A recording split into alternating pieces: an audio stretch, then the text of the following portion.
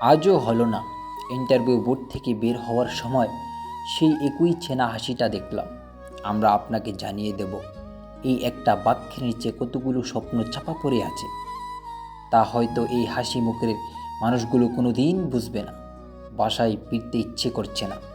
মা ফোন দিয়ে বলবে, বাবা চাকরিটা কি হয়েছে?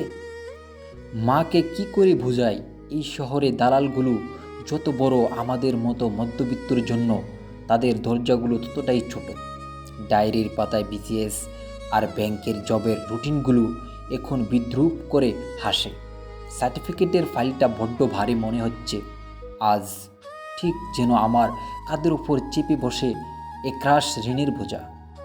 বাবা কাল রাতে ওষুধ শেষ হয়ে যাওয়ার কথা বলছিলেন, কিন্তু ফাঁসে আমি লজ্জিত হই, তাই আমাকে বলেনি। লুকিয়ে মায়ের কাছে জানতে চাইছিলেন আমার কোনো হিল্লে হলো কি না।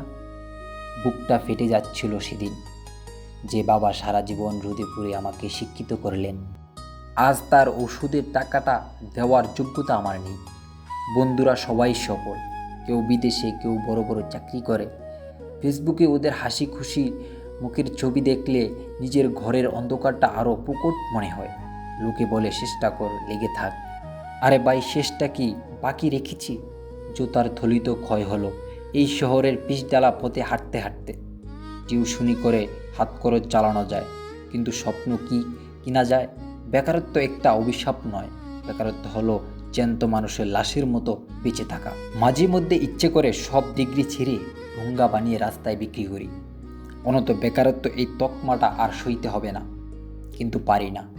ওই যে বৃদ্ধা বাবা আর আশাবাদী মায়ের মুখে দুটো চোখের সামনে ভেসে ওঠে। হে ঈশ্বর, এ কেমন পরীক্ষা নিচ্ছ? যোগ্যতা দিয়ে কেন অযোগ্যদের কাতারে দাঁড়িয়ে থাকতে হয়? জানি না কালকের সূর্যোদয় আমার জন্য কোনো সুখবর আনবে কি না, নাকি আবারও সেই একই ব্যর্থতার গল্প শুরু হবে। তবুও কাল সকাল আবার আয়নার সামনে দাঁড়িয়ে তাইটা ঠিক করতে হবে, কারণ আমাদের মতো ছেলেদের হেরে যাওয়ার বিলাসিতা নেই। আমাদের লড়তে হয়, শেষ নিঃশ্বাস পর্যন্ত লড়তেই হয়।